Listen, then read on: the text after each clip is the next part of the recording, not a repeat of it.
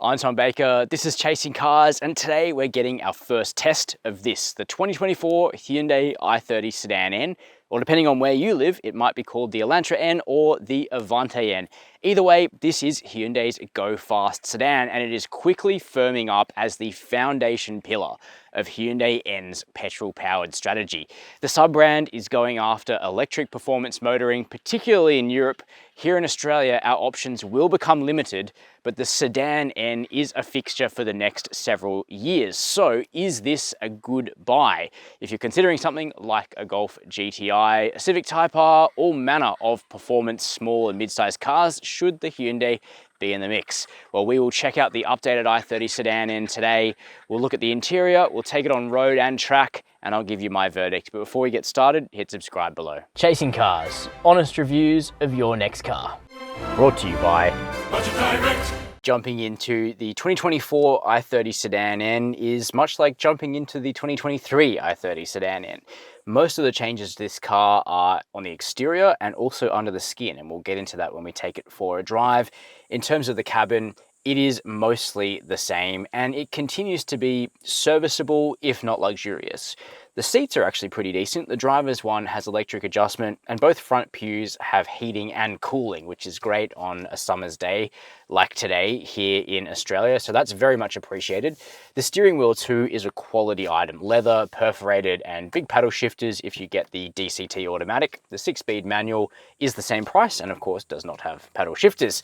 The steering wheel also has quick access to N modes, Custom 1, Custom 2, and also N Grin Shift, which with the dual clutch automatic sort of gives you this artificial kick in the back as it changes gears. Not my thing personally, but some people really like it. The rest of the interior is very much just i30 Sedan or Elantra, depending on where you're watching from.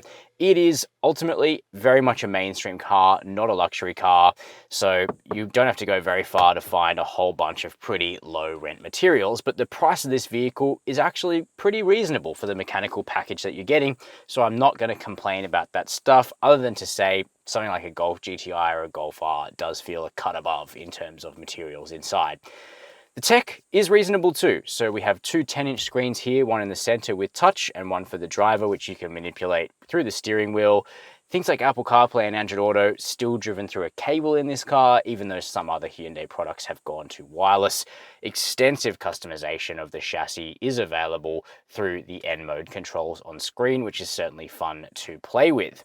Now, one thing you will notice here is that for Australia, our spec of the car still has a physical handbrake, which of course means you can pull that and initiate skids, but it does limit some of the technology available in the car. So things like adaptive cruise control, for whatever reason within Hyundai, means you've got to have an electric parking brake. That's one reason why Australia doesn't get that feature, even though the car has moved forward in terms of tech in other markets.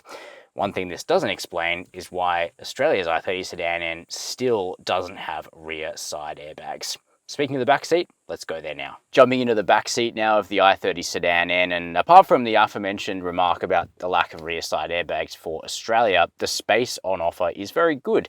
This is not a small car, it's firmly mid-size, and you can see that for myself by my own driving position. I've got plenty of legroom, good headroom as well, and you could get someone in the middle at a pinch. Best to think of this as a car that will easily fit 4 adults, and I think that's a good achievement. You do have rear air vents, which is great to see, more USB-C fast chargers, but you don't get a rear center armrest for whatever reason, and all of those, shall we say, honest materials continue here into the back. But in terms of spaciousness, it's very good. Well, with Hyundai's N hot hatches on the chopping block, European sales closing up, hope you like performance sedans, because that's pretty much going to be your only option. Thankfully, this is a good sized car at 4.7 meters in length. It's kind of big enough to fit people and cargo. Would love a wagon version of this. There is an i30 wagon in Europe. Would have been so cool to see Hyundai dive in to do this as an estate, but of course there aren't that many buyers out there for a car like that, especially in America, where the i30 Sedan N has its biggest pile of customers. Americans still love a sedan, and that's why we've got this right here. Still, the boot goes really far back. It is deep. Pop the capacity on screen here. You do have this bright red stabilizer bar at the back of the boot that is removable. It contributes about 7% to the rigidity of the car. So if you take it out, you're going to be losing that, but it does mean you'll be able to put flat pack furniture and stuff, because we've got these tabs here to fold those rear seats down flat, which is great. But one giveaway of the sort of economy car origins of the i30 Sedan N is there's no way to close the boot without getting your hand dirty, which feels a bit cheap. Running costs for the i30 Sedan N will really depend on how hard you drive this vehicle.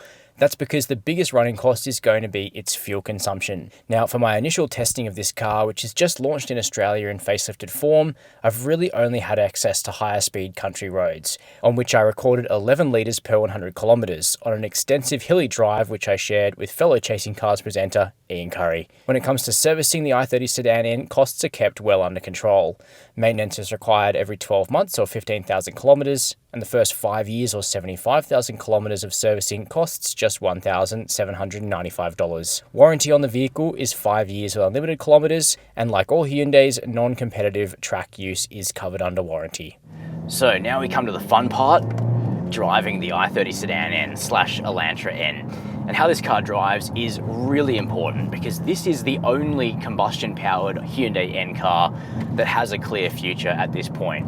In Europe, N is committing to electric vehicles. They've only got the Ioniq 5N at the moment. They are working on a cheap electric N car. But in America, the strategy is still very much based around the Elantra N, which is this petrol-powered sedan. And we can still get that here in Australia for a long time yet. So we're expecting this car is not the end of the line for petrol-powered Ns. We think there'll be a successor, like an all-new generation i30 Sedan N. But for now, what we've got is the facelifted sort of first iteration of this car. It's been around for a few years now, so Hyundai has had an opportunity to really fettle it, to refine it, to get the package to feel even better on Aussie roads than it already did. And it's a pretty decent car to drive. Engine-wise is one area where we think there is room for improvement in the future. We've got a 2-litre turbo petrol 4-cylinder. It makes 206 kilowatts of power, and it's perfectly serviceable and workmanlike, but it still suffers from all of the original issues that this engine had at the start, including the fact that really it's an adapted Sonata engine. It doesn't have much top end, so it tends to run out of breath when you really up it for the rent. It's an engine that likes to be driven around on its girthy allocation of torque. That's kind of where it serves up the best results. Speaking of that, it might seem like the 8-speed dual clutch automatic would be the right gearbox to go for, particularly given this engine is best when it's at low and mid RPMs. And the dual clutch is pretty good. But for the same price, you can have a 6-speed manual. It's not the be-all and end-all of manual shift quality, I would say, but I find it to be considerably more fun to drive than the automatic. And just, there aren't too many performance cars left with manual transmissions. I say we celebrate them while they're still around, and I would definitely opt for the manual in the i30 Sedan N. Just go for that. And even if you don't know how to drive a manual, it's pretty easy to learn on this car because the engine has so much torque. It's not that easy to stall, which is great. When it comes to the ride and handling, the i30 Sedan N is pretty well sorted. Now the steering is a little bit heavy for my taste if you just use the standard N mode, but you can bring the effort back a little bit. Still, I feel like for the next generation, steering communication and feel is one area for improvement. The front end also, it feels a little heavy. It doesn't dart into corner apexes like cars like the old Megane RS used to do, for instance, but it is perfectly competent. It's perfectly happy to play on a country road, and on track it actually really comes alive quite well because the chassis of this vehicle is nice and adjustable. The balance of the i30 Sedan N is actually a bit better than the hatch. They run on two completely different platforms. You can really make the sedan dance around. You can get stuck into its rear end. It will actually drift this car quite well despite being front wheel drive only. So you are given options as a driver, which is great. The ride quality too is pretty decent. It's quite firm in full N mode, but again, if you leave the ride in comfort, it has good body control, but it's also relatively plush. And I think the facelift has come out a degree softer than the pre-facelift, and I think that's probably a good thing. But the car feels adjustable, and it also has that front end LSD, so you can get stuck into the loud pedal on corner exit and it will pull you out pretty strongly. It's a pretty hard working thing. So on the whole, it does sort of feel like a first generation performance sedan from Hyundai, but one that has been refined around the edges and is a better car than it was before. However, the question is now the right time to buy this product? There are significant rumours that it will come in for an engine upgrade, that it will grab a 2.5 litre turbo 4-cylinder in future, and I think the next generation version of this product, where Hyundai's just learned so many lessons from the i20 N, from the Kona N, and of course now from the electric vehicles that N division is developing, I reckon the i30 Sedan N, the Elantra N will be even stronger in future than it already is.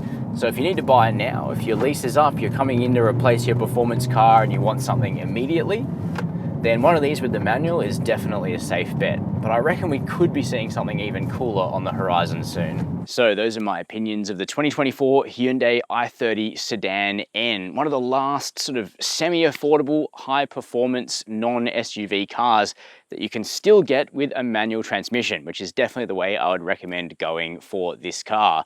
And it's all the more important given the i30 Sedan N, the Elantra N, seems like it will be the last man standing in terms of combustion-powered Hyundai N cars. So good thing it's good. That being said, there are still a number of areas of improvement that I would love to see Hyundai target for the successor to this vehicle, whatever shape that may take. An engine with a bit more top end, probably even a bit more power than this, perhaps something like available all-wheel drive, all would be on my wish list. But really, at this point, can beggars be choosers? Not exactly. So those are my opinions on the i30 Sedan N. Keen to know yours. Let me know down below in the comments. While you're there, hit subscribe and the notification bell. And as always, thanks for watching Chasing Cars.